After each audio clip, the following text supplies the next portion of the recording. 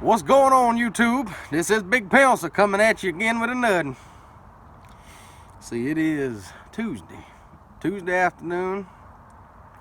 We didn't do nothing over the weekend but get these dog pens put together behind me, getting ready for some dare dogs here soon. And I didn't have nothing to post over the weekend, so I figured I'd tell you a few more stories. I got 3 more stories here for you, and the first one is gonna be a big 10-point that I got on my wall in the house, and that big 10-point, biggest one I've ever killed by far. And well, it was Thanksgiving morning. This was the year before I started Big Pencils Outdoors. This was 2015. Yeah, I think it was 2015, 2016, one of them two, I can't remember. Thanksgiving morning, we're down there at the club. And we had 1 pack of dogs, but since we didn't have but one, so well, we ain't gonna turn them out today. We'll just do a man drive, walk a few blocks. All right, that works for me. I rarely kill a deer in front of dogs anyway. I didn't kill one all year long in front of the dogs at my club this year, or last year. I didn't kill a deer in 3 years at my club in front of the dogs. But anyway, so we got to walking this little spot. The farm's out there. He been telling us, boy, I've been seeing a hell of a buck out there. I mean, I've been seeing him all the time. Y'all got to get him. And we had actually shot at this buck the weekend before, and we missed him. Nobody got him. Well, we got to walking around out there, and we walked up through the main place, went all the way across to the other side, come on back through. Boy, I was give out. We done walked for 2.5 hours straight and through briars thick as they grow. I said, well, I was spent. Daddy said, no, let's keep going. Let's walk up to the end toward Robert. I'll get Robert to get out in that field, and then we'll call it a day. That'll be it. All right, I can do that. We got to walking, and me, my daddy, my brother was walking together. And we was walking up through broom straw, probably about, it was a little over waist high. Well, there was a ditch that run right up through the middle of that thing there. It was a big thick briar hammock on one side and that ditch on the other. Well, we come out to the end of it. Daddy was probably 80, 90 yards to my left over that way. My brother was behind me up on top of that log pile. And when I got to walking up through that ditch, I was probably maybe 10, 15 yards on the left side of that ditch. And I had my gun up on my shoulder, the pistol grip in my hand, like I always. That's how I walk. That way I know where my safety's at and I can get to it pretty quick. When I got up through there, and I never seen him laying there. When that sucker got up, he was 5 foot in front of me. And I mean, he left up out of it. Boy, he ripped out of them briars just as fast as you'd ever seen a deer move in your life. And it was just instinct. I don't even remember doing it. I threw that gun up, boom, and I shot, and that sucker cut a front flip. I rolled him 1 shot. I was less than 75 yards to Robert. That was the end of the hunt where Robert was at, and that was the end of it. And I just happened to step right on top of him. And when later on we found out a fella had already walked that spot, he just didn't go quite close enough to him. It was just my day. I walked right over the top of that buck, and he had to get up and move out of there. He couldn't stand Big Pencil stomping them bushes around him. And oh boy, when that sucker rolled up out of there, I put the whole load right in his front shoulder. And he cut a front flip. He was dead before I even got to him. Boy, I started hollering. You couldn't tell me nothing then. Oh, but I wish I'd had a camera for that. And I'm telling you, that sucker was right there on top of me. My brother seen the deer get up, but I was right there. He couldn't shoot. And I'm telling you, it was once in a lifetime type thing when that buck get up in waist high grass, and he jumped and he made a big leap, and that was it. Shame on him. And this is the buck right here. That's a picture of him. Me and Daddy right there with a big 10-point. I got him on the wall there in the house. I ain't got him scored yet, but I will. I'm gonna get him scored eventually. But I just hadn't done it right now. But that was a nice buck. The biggest one I've killed, as far as jumping him up wise anyway. That's a nice buck. Big 10-point.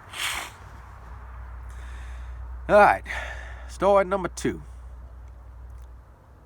What was story number 2? I forgot. Forgot already. My mind's slipping on me. That's right. Big 6 point. All right. Now this buck, you get all kind of, you get, dog hunters get so much trash that, oh, we can't hunt unless we get the dogs. We can't hunt without dogs. Oh no, we can't kill nothing without them dogs running him.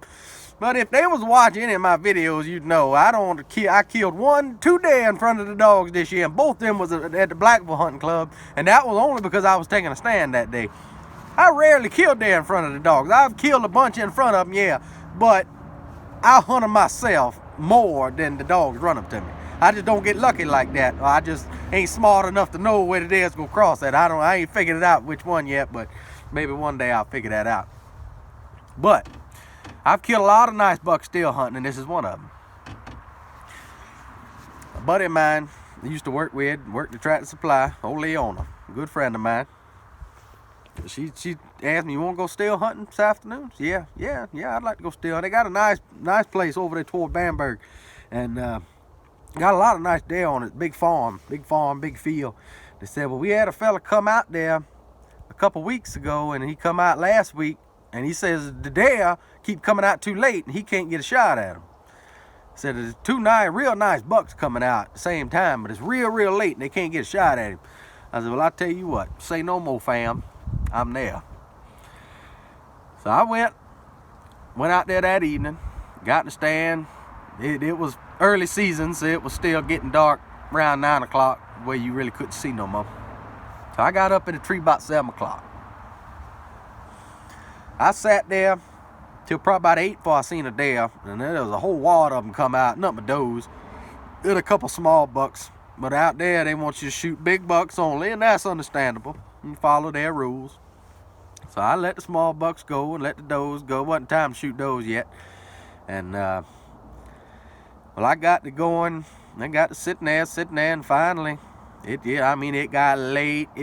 When I looked at my phone, it was 8:55. 8:55, and it was about the first weekend.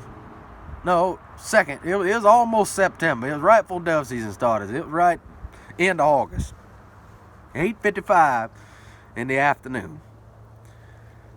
I see 2 silhouettes come out of the woods. I mean, big silhouette.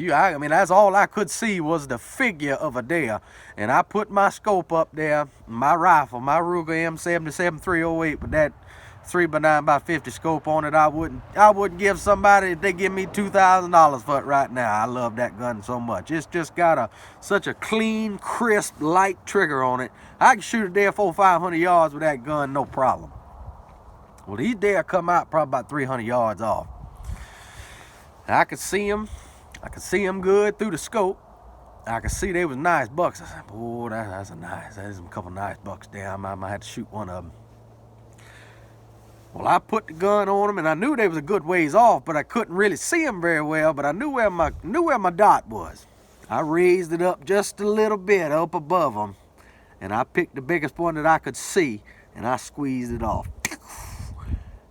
And nothing. Deer just standing around looking around, and like I didn't even touch him. Dang, so I jacked another one in, and I said I must have shot low. So I raised it up just a teeny bit more and squeezed the trigger off, and boom, I heard the bullet when it hit him. He was so far off. I heard it when it hit him. And so I got down out the tree, went on down there, and Leona thought I'd done shot 2 of them small bucks because I had texted and told her I had 2 small little 4 points out there. I said, no, I got a nice buck. I said, I know I hit him. She said, all right. Well, we'll get the flashlight and go look. Well, now, unbeknownst to me, I didn't know it, but she grabbed my rifle off the 4-wheeler and put it in the truck, and I didn't notice it because I was sitting on the 4-wheeler. The gun was behind me. She grabbed it and put it in the truck for some reason or another. I'll never figure that out. She still to this day don't know why she done it, but she grabbed the rifle, put it in the truck. So she hops on the back of the 4-wheeler. We ride off back into the woods now. As soon as we come around the corner where I thought the deer was at, he was sitting up in the field looking at me. Big old daggone 6-point, full velvet, just sitting right there staring at me, a rack about that tall. And I reached around there to grab my gun, and it ain't nowhere to be found. I said, my God, where's my gun at? She said, oh, I put it in the truck. Oh, Lord have mercy. I had to ride back around there quick, get the gun, go back out there. When I got back out, he was gone. I didn't see him no more. Thought he was gone. Luckily, when I walked out there, he had done died. He had laid down there and died. He was in this big peanut field. He was laid down there in the peanuts, and ooh, Lord, I thought that girl done cost me that buck. I was about to get mad, but it didn't. This is him right here. Big 6-point. That's the biggest 6-point I've ever killed. But that was a nice buck too, and I remember that one pretty good. A good friend of mine invited me, and I've killed a lot of nice bucks on other people's places. They've invited me, and I mean, we hadn't always had the best of still hunting properties to go and still hunt with. I mean, you got all these other people playing. They pay a high premium to still hunt some of these places, and they paying more money, so they get them.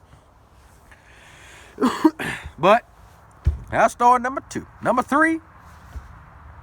This is a fishing story. Yeah, this is a fishing. I'm gonna change it up a little bit to be a fishing story. Well, as y'all know, I mean, we've gone to Jamestown ever since I've been old enough to walk and carry a fishing rod. We've been going to Jamestown since I can remember. I mean, here's a few pictures of some catfish that we've caught. I mean, coolers full. We go down. They ain't rarely a time we go down there and don't fill up a 110-quart cooler full of big blue cats and flatheads and then channel cats, whatever kind of catfish there is. We usually catch them down there. And well, over the years, we've lost quite a few rod and reels down there. I mean, you get one of them pin 409 level winds or 209 level winds, and they'll fish snatch it out the water. I mean, that's $100 gone right there. And I can remember we used to have probably 10 rods, and it got down to where we ain't have but 4 or 5 left. And in one instance, I can remember better than any other. It was me and Daddy was down there fishing. Just me and him. I was probably 10, 11, maybe 12 years old. I can't remember exactly. And we got down there. We was fishing about midday. It done shut off. And that's the way they'll work. They'll bite real good first thing in the morning. They'll shut off for a couple hours, and then they'll pick back up probably 12, 1, 2 o'clock. And they'll bite good until you feel you cool up.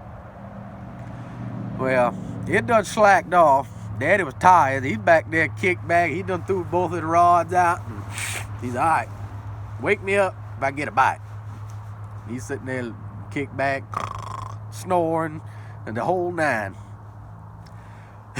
And he would always take a rod and wedge it in the motor, in the handle on the motor back there at the back of the boat. Well, he did that day. He wedged that daggone rod in that motor. He wasn't sitting there asleep probably about a minute. And all I seen out of the corner of my eye was the line get tight.